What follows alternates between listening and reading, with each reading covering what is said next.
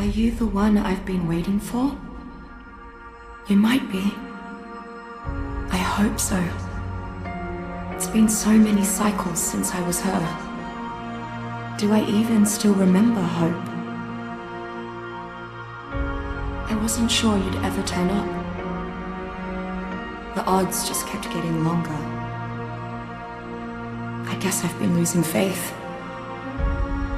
while they've been gaining power. You have to reach me. Everything depends on your survival. Master this world. Make allies of its many creatures. Grow your strength and skill. Explore this place like I did so long ago. Put the pieces together and find me, survivor. You may be the only one who can.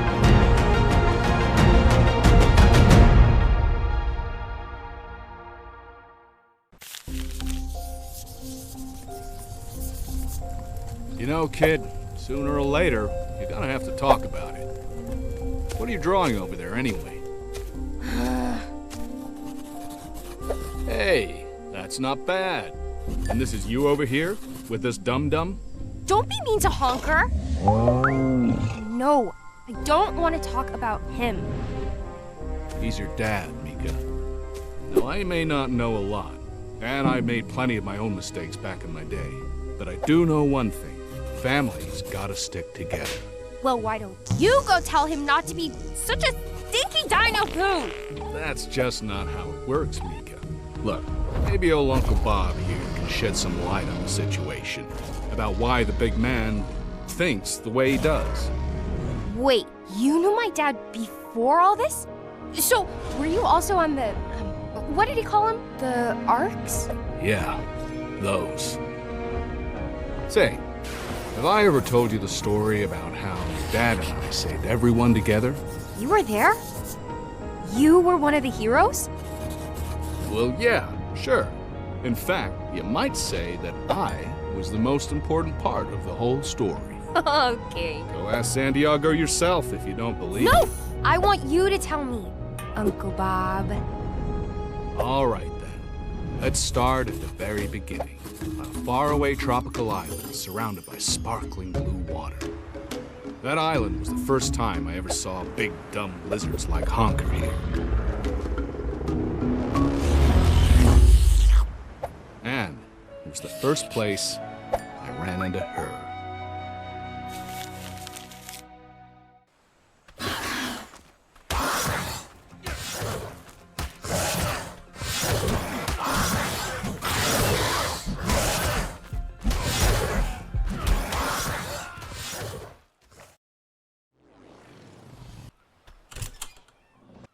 Fairly unremarkable by the island standards, Oncorhynchus grexlamia is a generally passive fish. Its main form of protection is swimming in a large school. Oncorhynchus does not like conflict, and generally swims away from anything larger than itself at very high speeds. Once provoked, however, Oncorhynchus becomes quite aggressive, along with its nearby brethren. It locks onto its prey with its long saber teeth and begins draining the creature's blood. This loss of blood is not too dangerous alone, but when a school of Oncorhynchus attack at once, their target quickly loses speed and stamina from blood loss, drowning if it cannot breathe underwater. Like many of the smaller fish found on or around the island, Oncorhynchus cannot be tamed, but it is often herded and harvested for its resources. In particular, certain cuts of Oncorhynchus meat are considered to have superb quality, and are often referred to as prime fish, used for specific high-end concoctions and taming the island's many piscivorous creatures. Daeodon comidentis is the largest known species of Entelodon, an omnivorous family of ancient mammals that are sometimes referred to as hell pigs. Even though Daeodon has as many similarities to modern hippopotamidae as it does to swiner, I found that to be a suitable nickname. Daeodon is as mean as it looks, and any survivor who wanders too close will find that out the hard way. As an omnivore with a voracious appetite, Daedon scavenges, forages, and hunts to survive. It has little qualms when it comes to its diet, and that has helped it thrive on the island's harsh tundra. Its temper hasn't hurt either, as many would-be predators would rather seek out less vicious prey. Many tribes have made excellent use of Daedon packs within their war parties, not only because of its fierce nature, but due to its extraordinary ability to rapidly heal itself. I've theorized that this healing factor is why it seems to have such a high metabolism, though what is particularly extraordinary is its capability to share this benefit with nearby creatures. I've even heard some survivors mention that the Daedon also has a unique ability to root out rare mushrooms as well.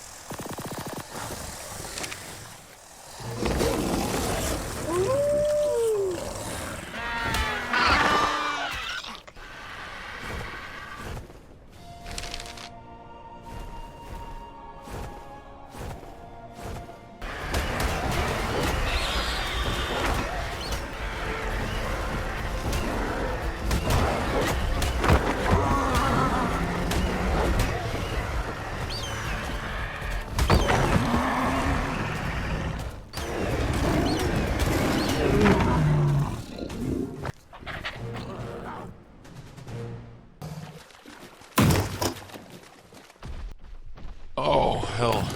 Nah, that's going to take forever to tame. With just raw meat.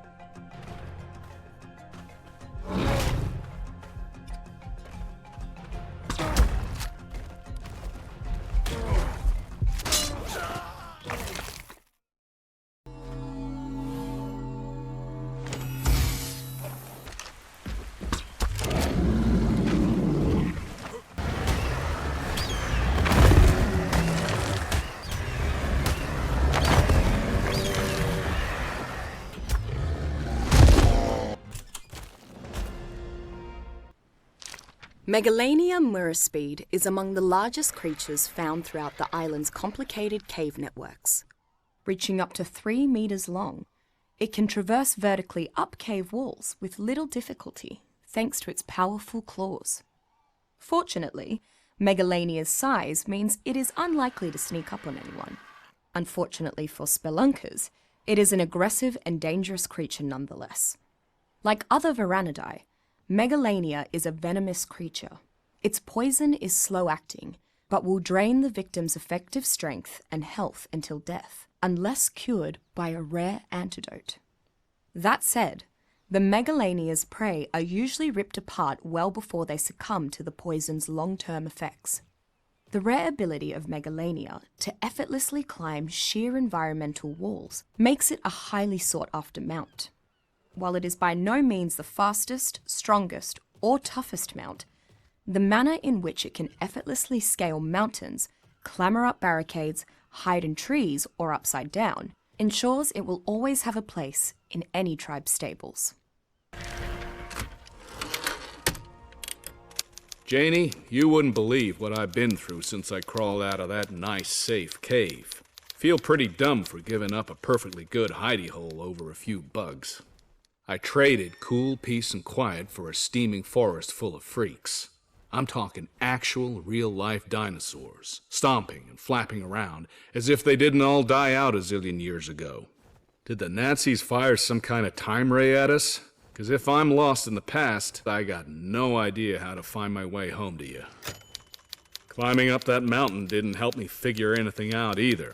Dinos from here to the sea, with no sign of civilization other than some shiny, floaty towers that don't look all that prehistorical. I don't want to think about those things too hard. At least I had this camera along so I could show you what I've been running from. Sure, I'm hungry, but I wasn't about to go anywhere near those giant nests, eggs or no. Still, something riled up those big bat birds enough to chase me back down the mountain and into the woods. Barely survived getting dive-bombed long enough to get bushwhacked by some goons in armor, riding on rats as big as horses. They say they're taking me to some kind of prison camp, upriver. Can't say I like the sound of that. If it ain't one thing, it's another. Bob.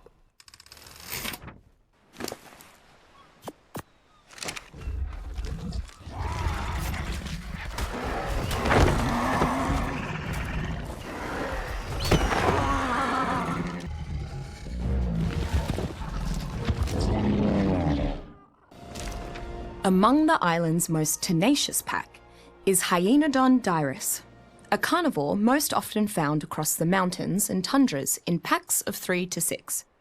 Hyaenodon is a very intelligent predator. Before engaging, it determines if the payoff for a fight is worth the risk of injury. Hyaenodon often prefers not to fight unless there is an already weakened prey or a fresh carcass nearby. This temperament changes quickly, though, near the presence of injured creatures. Hyaenodon quickly becomes very aggressive, and the pack attacks with ruthless abandon. With each vicious chomp of scavenged meat, the Hyaenodon rapidly recovers health and stamina. Despite being too small to ride, Hyaenodon are still popular pets. Their intelligence means they train well, and their natural pack mentality makes them excellent hunting dogs. Their ability to quickly recover health by consuming raw flesh off the bone ensures that they can take punishment, yet continue to fight, and they can efficiently preserve meat in specially crafted saddlebags. A common and terrifying sight on the tundra is a rider on a canis with a pack of hyenodon at its side, howls and jeers echoing through the night.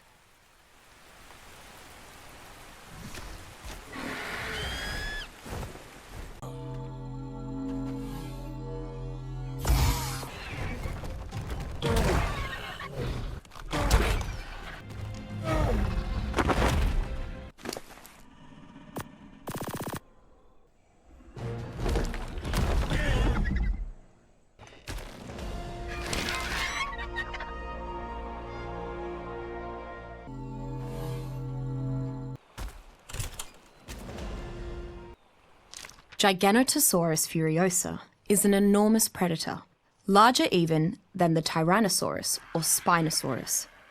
Getting cornered or run down by a Giganotosaurus can mean certain death for nearly any creature. Fighting a Giganotosaurus directly is never a good idea, as its rage rapidly grows with every hit it takes. With this rage, it builds increasing reserves of energy to use, making its iron-jawed bites progressively more deadly and enhancing its stamina. Add to this the fact that its huge body also enables it to take a tremendous amount of punishment, and you have a creature that is generally better avoided or outsmarted than attacked head-on. Taming Giganotosaurus is a dangerous prospect.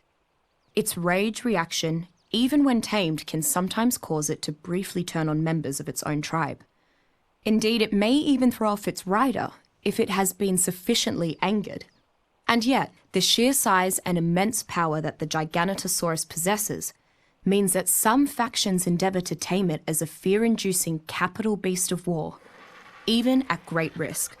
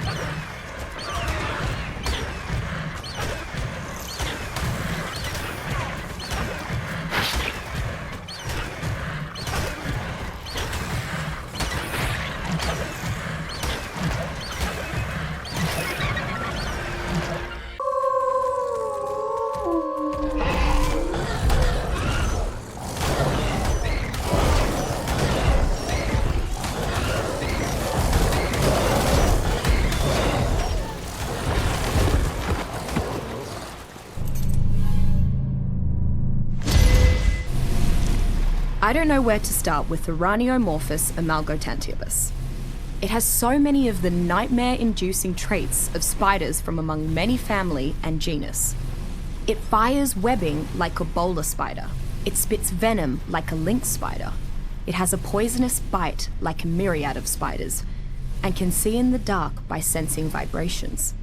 And to top it off, Uraniomorphus is larger than an adult human. If that wasn't enough, I'm convinced that some of the caves on the island have actually been dug by Uraniomorphus. But this worries me. Either Uraniomorphus is a colony spider, like ants, or there is a much larger Uraniomorphus somewhere on the island. As long as it is kept far from arachnophobics, domesticated Uraniomorphus makes an excellent guardian creature for anyone wanting to avoid killing. Their strange web-spraying behaviour is also quite helpful while hunting fast, fleeing prey. They are too small to be used as mounts, however. Were it not restricted to the waters, Carcharodon ultramegalodon would be one of the most dangerous creatures on the island. As powerful and dangerous as the Tyrannosaurus is on land, Megalodon is near its equal in the water. In addition, it has a speed advantage over any non-aquatic creature when submerged. Megalodons need large quantities of food to sustain themselves, so they attack most creatures immediately on sight. Smaller fish are the sole exception I've seen. I believe this is because they cost more energy for megalodons to catch than the predator would gain. Having access to the resources and treasures hidden deep within the ocean is near impossible without a domesticated sea creature. The megalodon, though difficult to domesticate, proves to be very useful when exploring the deep sea. It's not the most efficient swimmer, but it should be able to protect your cargo should you find yourself in a hostile encounter. The first round of trials for my new Lazarus chowder have gone marvellously, but I have found it hard to maintain my enthusiasm. After all, I will never get truly definitive results with only Mesopithecus subjects. It is quite frustrating. Even so, I see now that Isabel was right. Having my assistants take part in the trials would be asking too much of them, and they are too valuable to risk so frivolously. If I cannot find human subjects from the nearby tribes, then I shall have to make do with trials on apes and monkeys. Perhaps it is finally time to capture some Gigantopithecus.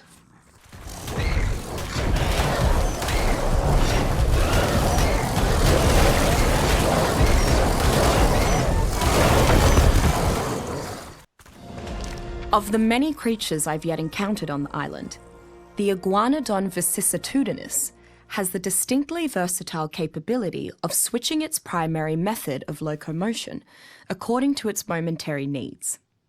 Primarily a rather lethargic bipedal herbivore native to the island's many grasslands and forests, in situations where increased speed or maneuverability is called for, it will quickly shift its posture into quadrupedal stance and behave like a very different creature.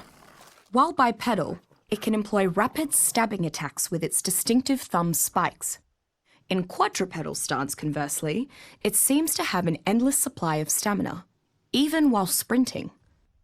Interestingly, the iguanodon's thumb spikes also provide it with the capability to pick seeds out of fruits, allowing a farmer to easily convert stacks of fruits into stacks of seed for planting. Combined with its highly effective fruit harvesting and substantial carry weight, the iguanodon's excellent mobility in bipedal stance makes it an ideal field hand that can also pull off a quick getaway or an agile defense when needed. Moschops cebu mutante in the wild is a lazy, cowardly creature that typically lives in the island's forests, primarily making its home among the great redwoods of the western regions. It survives by being extremely flexible in its eating habits and completely averse to fighting.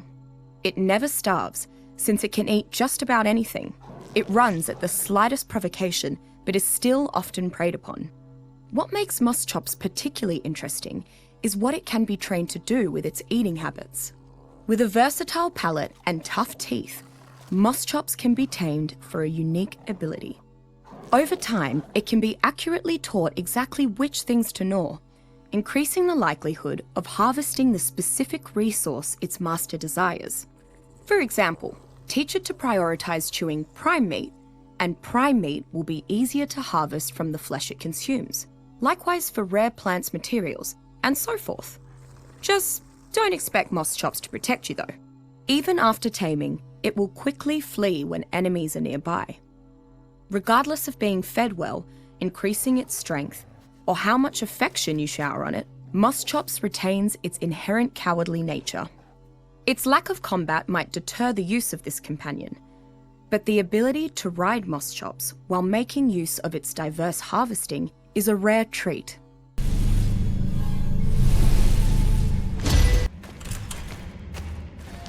It is difficult to be angry with Himentoria ledus, despite its rather terrible nature. The creature has practically no intelligence and just attaches to any nearby living flesh in an attempt to drain that creature's blood. removing Hematuria requires precision blade work, or access to an open flame. Both of these can be nearly as dangerous to the host as to the leech itself. Once Hematuria attaches to a host, it drains blood at a rapid pace, and the host experiences hunger, loss of health, and lowered stamina. Some Hematuria are also carriers for a dangerous disease I've dubbed swamp fever, which persists beyond the leech's own lifespan. Few creatures on the island are transmitters for this disease, and it can ultimately be cured with a rare medicine. While Hematuria is not intelligent enough to be tamed, it is always useful to keep a few around for antidotes and fishing lures. When processed properly, Hematuria venom can be made into a powerful antivenom. So in addition to all of the oddities I've found with wild megalodons, here's the real cherry on top. Taming them is a piece of piss. A bit of training, and they're more obedient than the family dog. Now, I've heard of sharks getting very rudimentary training over a year or so, but not to this extent. Certainly not so easily. Sharks aren't mammals or even avians. They're fish. They rely more on instinct, or to put it simply, they're not very smart. You shouldn't be able to ride one like a jet ski. I'm trying to keep an open mind like Rockwell suggested, but this just feels wrong. A smaller relative of Sarcosuchus, Caprosuchus paludentium, is a water-based carnivore primarily found lurking among the island's swamps. A naturally fast runner that is even faster in the water, it is a solitary hunter that picks off small to medium creatures, especially those isolated from their pack. When attacking, Caprosuchus uses two main tactics. First, it patiently waits below the water surface, and when the target is sufficiently close by, will perform a lateral jump that it uses to quickly close distance with its prey and drag it underwater. Secondly, it attacks the prey's vital areas specifically to drain its stamina. These two techniques effectively prevent most creatures from escaping Caprosuchus once an assault has begun. Survivors are generally split about the usefulness of Caprosuchus. Some love its speed, both in and out of the water, essentially making it among the fastest, small-sized, all-terrain mounts when travelling through the wetlands. Others do not like how relatively frail Caprosuchus is, and do not think its high speed and ensnaring attacks make up for this shortcoming.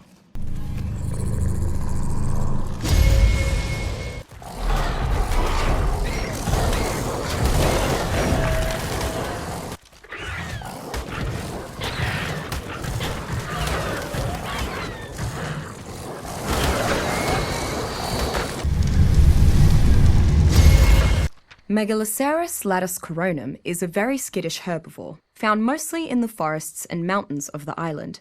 Because of its large size, its fraught demeanour would be strange in any other place. But Megaloceros knows how fierce the predators of the island are, and that it is safer to flee from them than to risk its life in a fight. The antlers of Megaloceros are very large, and make for an excellent source of keratin. This, of course, makes it a valuable resource. Unfortunately, hunting Megaloceros is not easy because of their quick speed and ability to bound over most obstacles. Megaloceros is a jack-of-all-trades creature, and many who ride it value its versatility. It is decently powerful, and its resilience, speed, and ability to jump often come in handy. Finally, the male Megaloceros charging horn attack tends to cause targets to bleed, decreasing their health, stamina, and speed until healed.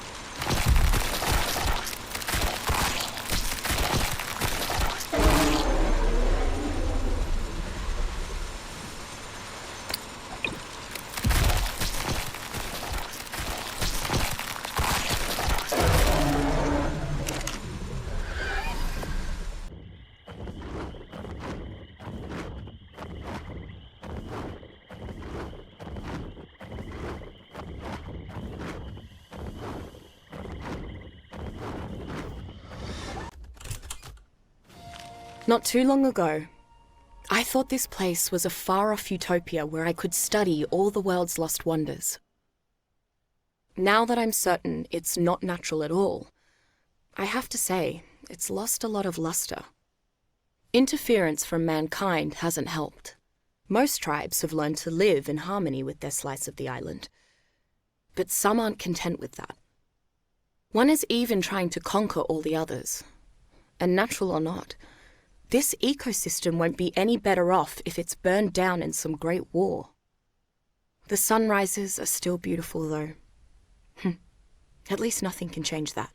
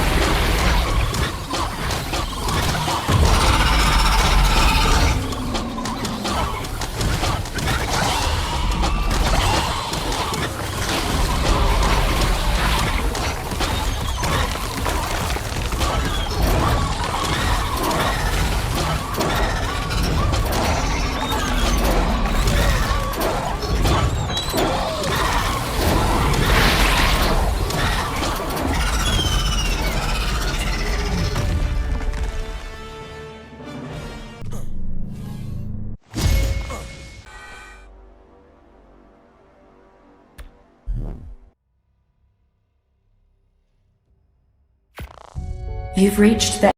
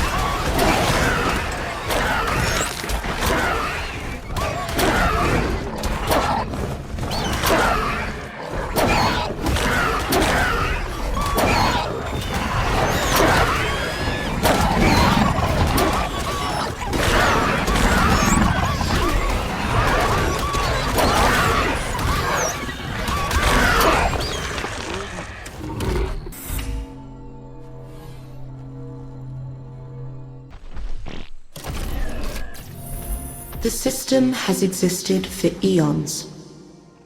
Considering all the variables, it has adapted well. Much like you, it has toiled to reach its goals. And it has overcome many obstacles. However, the scale is larger. The struggle is longer. In organic beings, age can slow reflexes and dull thought. Not so with the system. The speed and efficiency of its calculations are not in doubt. One could argue they're the problem. If a function has a 0.001% chance to cause an error, but it's only run a dozen times, an aberration is unlikely. But 1 trillion times? Then it's inevitable. More time, more errors.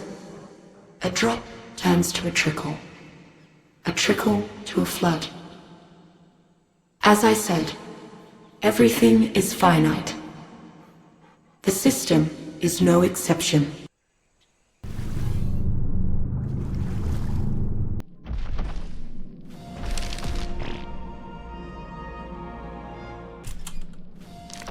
Tusoteuthis vampyrus is a very aggressive water predator. Approximately 9 meters long, Tusoteuthis is a terror of the deep. Once it grabs its prey, it slowly crushes it into submission while using the talons on its tentacles to siphon and drink the victim's blood. Tusoteuthis is a terrifying opponent for several reasons. Firstly, its grab slowly renders its victim unconscious, so death isn't the only concern. Secondly, its vampiric blood drain instantly revitalizes it, even during combat. Finally, if Tusoteuthis is losing the fight, it sprays a cloud of ink into the surrounding water, blinding its attackers to cover a sneaky escape. One of the major benefits of taming Tusoteuthis is harvesting its ink. Unlike normal ink, Tusoteuthis ink is very oily and can even be refined into fuels such as gasoline. Between that and Tusoteuthis' distinct capability to grab and carry large creatures underwater, it makes for an excellent aquatic tame, despite its slower speed.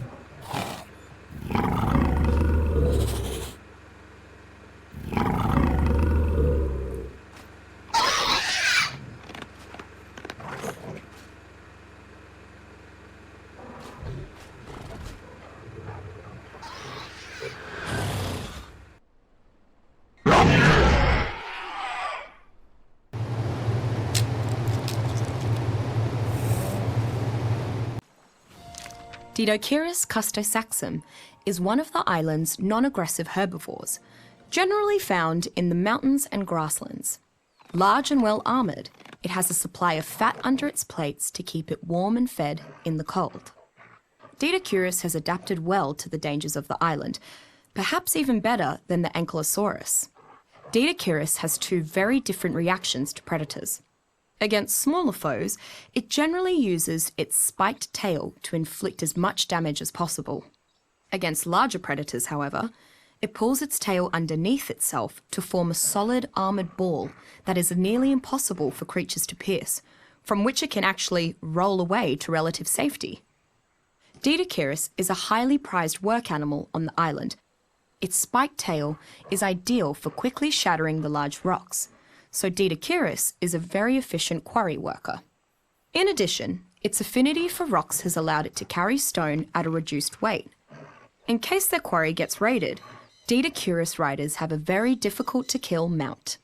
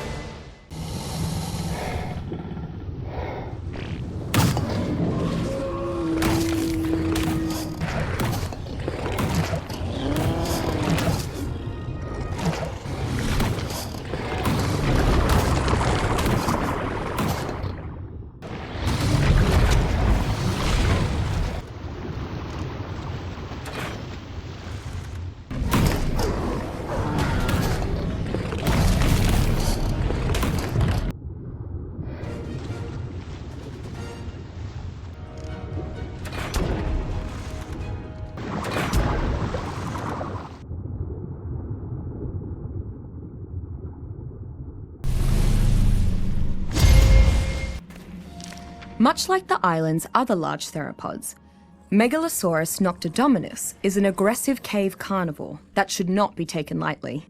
Unlike most of the other theropods, it is a primarily nocturnal creature. As dawn approaches, Megalosaurus begins looking for a secluded place to spend the day sleeping in relative safety. Conversely, if disturbed during the day, Megalosaurus is significantly more sluggish. Either way, however, its primary combat tactic is to bite onto its target, then lock its jaws shut in an iron grip. Only larger creatures can hope to break free once Megalosaurus locks its jaw. The creature then proceeds to gnaw on its prey until death. It's a terrifying, grisly spectacle to watch, and a formidable tactic for a tribe to employ against more nimble opponents. While Megalosaurus is not the most powerful theropod, it is still highly sought after by night raiders. Due to its nocturnal nature, Megalosaurus becomes much more formidable at night, dodging attacks, conserving stamina, and attacking more accurately, to name a few of its enhanced talents. Mesopithecus amicifer is an omnivorous monkey species, primarily inhabiting the island's jungles. It is smaller than a human, but can scurry about the same speed. It does not appear to be aggressive, unlike its relative, the Gigantopithecus, but is rather very shy towards humans, likely due to their much larger size and lack of hairy exterior. Due to their skittish nature, they can be difficult to tame. They can be hand-fed if you are patient, but stick too close to them for too long, and they'll get spooked and run away. A common pet, Mesopithecus is very easy to keep fed. It will eat nearly any fruit harvested on the island. Mesopithecus is most often used as a social companion, as it cannot carry enough to be a beast of burden, is not large enough to be ridden, and is not particularly good for combat. It is, however, quite effective at vocally warning of incoming intruders and pelting them with copious amounts of tossed fecal matter. Nomadic tribes have also managed to teach Mesopithecus to open locked doors when pillaging.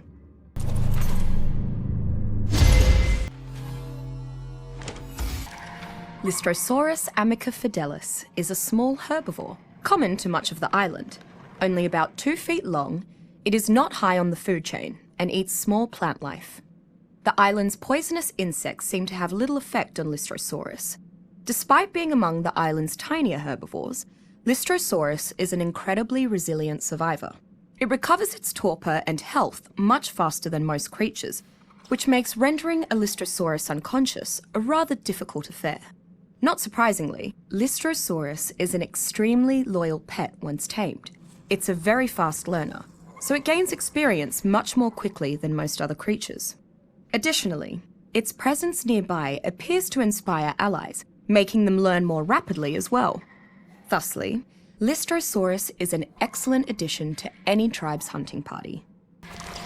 Seeing the likes of Mammothus steinkaput alongside dinosaurs is still strange. This behemoth towers over many creatures on the island and doesn't seem to fear anything but the Tyrannosaurus. I've seen them stomp would-be predators out of their way. Mammoths can grab and throw things with their powerful trunks and manage a fearsome trumpeting roar with them as well.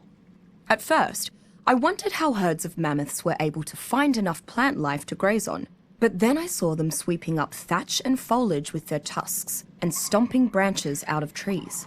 Mammoths generally thrive in colder areas and have a herd mentality.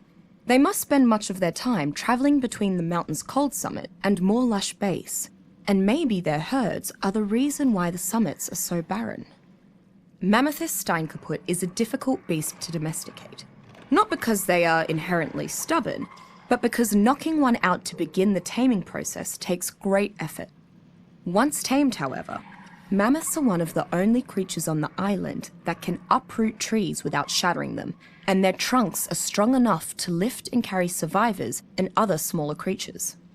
Lately, survivors have been saddling up their mammoths to ride in tandem. The more clever riders have even been outfitting their mammoth saddles with war drums. It turns out that drum solos from mammothback can really boost your tribe mate's spirits. Still no answers as to why the megalodons are so territorial. But I was privy to something even more extraordinary. Megalodon mating behavior. No one's ever witnessed great whites rooting around back home, so that alone is monumental. But I got something even better. I know, what could possibly top watching megalodons having a naughty, right? Tracking the female. I was able to observe her for almost the full gestation period. And get this, it only lasts 1 week. 1 week! No wonder the population is so high. These are spitting out pups 44 times the rate of Aussie great whites. I should compare how they behave in captivity.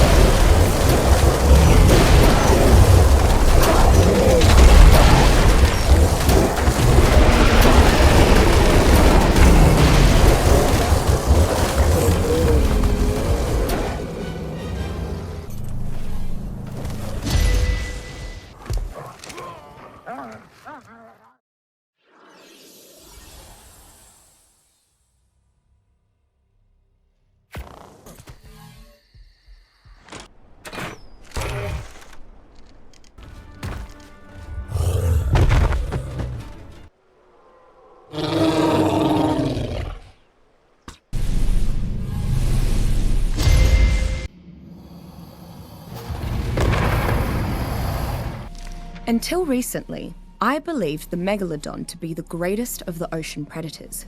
Then I discovered Mosasaurus suspirita in the deeps. Not quite as fast, but much larger and stronger, the Mosasaurus rules the darkest waters off the island. Growing up to 15 meters long, Mosasaurus is larger than almost every other aquatic creature I've encountered thus far. Mosasaurus is a deep-sea marine lizard, which spends all of its time far beneath the water's surface. It is without a doubt one of the most fearsome creatures of the island, and can certainly be considered among the ocean's apex predators. Mosasaurus has proven to be an excellent tame for the most advanced tribes. Due to its sheer size and power, you will often find tribes with bases and defences built upon a mosasaur's large platform saddle. Having one with you as an escort is probably one of the best oceanic defences available. Any chemist worth his salt knows the irreplaceable value of testing. Until a tonic has been rigorously tested, it is less useful than water. If only I could persuade this island's less intellectual inhabitants to see that tests on Mesopithecus serve well for early trials, but they are no replacement for genuine human subjects at later, safer stages. By subjects, I of course mean willing participants that are prepared to risk mild headaches and much less mild nausea for the sake of science. The Laughing Skulls offered rather less willing participants at one point, but I declined. With how difficult it is to find volunteers these days, I sometimes regret it. I decided to seek out volunteers for my next experiment among the island's larger tribes. I thought that surely they would be willing to help after I patiently moderated so many of their frivolous disputes. How idealistic of me. Instead, they have yet another favor to ask. Apparently, there's a new tribe that's behaving rather aggressively, and no one can successfully negotiate with its leader. So naturally, they have turned to me. It's rather bothersome, but I can't touch their logic. If Sir Edmund Rockwell cannot reason with this Nerva fellow, then who can? This Nerva bloke's fig jam incarnate. He seems to think he's Jupiter's gift to the island or some rubbish like that. I think his ego was actually tangible when the Legion returned from the obelisk with the third key and the head of a dragon in tow. Sadly, as much as I would enjoy seeing him fall flat on his face, I need him and I need the new Legion. So when he asked me to guide his forces to the hidden cave, I obliged without protest. What he'll do with me afterwards? I don't know.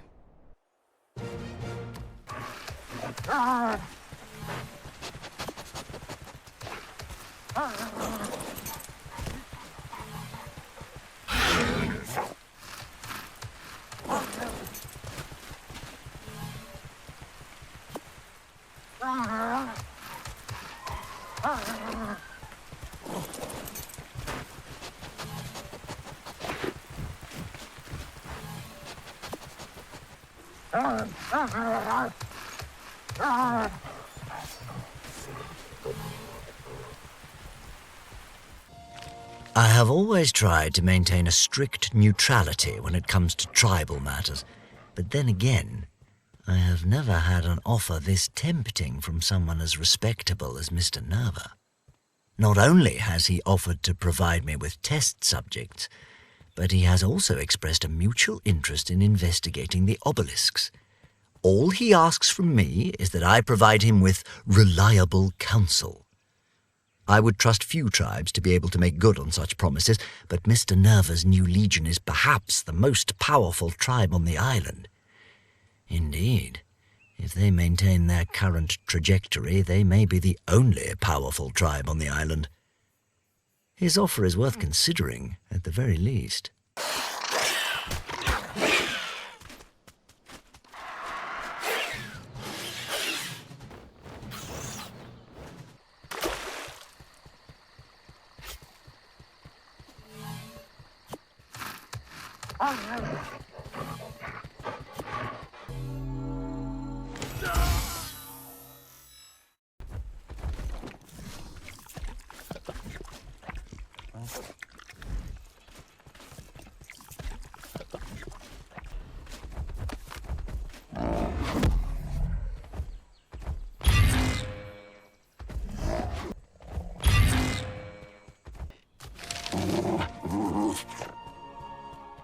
Greetings and salutations, dear reader. If these words are gracing your eyes, then you have had the good fortune to find the journal of Sir Edmund Rockwell, stupendous scholar, gallant gentleman, and explorer extraordinaire. It also means that it's entirely possible that I've met some unseemly end on this fascinating but exceedingly dangerous island that I call home. I suppose you could have also stolen it, or I could have misplaced it, in which case, please proceed to either hang your head in shame or return it to me at once, whichever is appropriate. Regards, Sir Edmund Rockwell.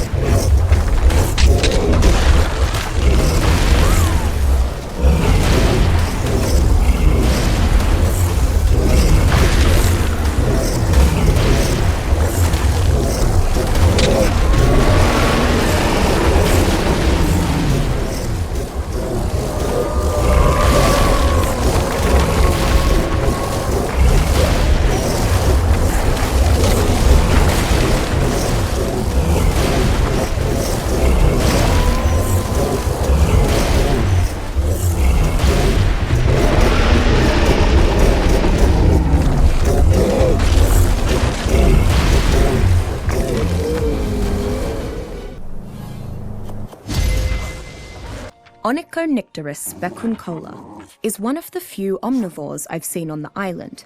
They seem to live primarily off the mushrooms and moss within the caves, but they attack almost any non-insect on sight. They avoid Titanoboa whenever possible, which leads me to believe the snake to be a natural predator of Onychonicterus. While flying in the dark caves would be difficult for any creature, Onychonicterus' ability to use echolocation has allowed it to adapt perfectly. It can be found idly flying around the caves, as often as it can be found hanging from bits of the cave ceilings. Not large enough to be used as mounts, and not strong enough to carry much, Onychonycterus still functions well as a guard animal. Whether protecting a vacant home or members of a tribe, their relatively vicious nature has its uses.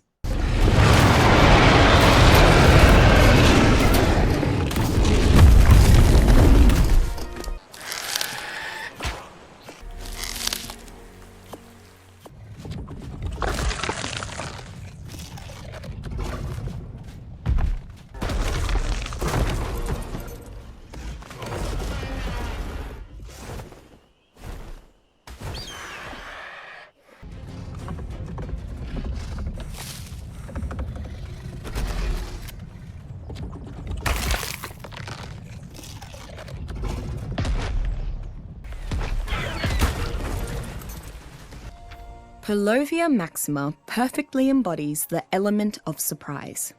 Though nenictodopids such as Palovia were once thought to be herbivores, I discovered that this creature is in fact a patient hunter of the most intelligent sort. After burrowing beneath the jungle floor, Palovia enters a state of hibernation and can go extended periods without any food. When some unfortunate creature eventually wanders by, Palovia bursts forth from the ground, tearing into its prey with its large canines before the victim can react. Though Palovia is ill-suited to the life of a mount, its usefulness in staging an ambush or as a village guardian cannot be understated. With a tamed pack of Palovia, one could assemble a literal organic minefield of deadly claws and teeth. However, any ambushes using Palovia must be planned well in advance, as it will refuse to hibernate if it senses any threat nearby.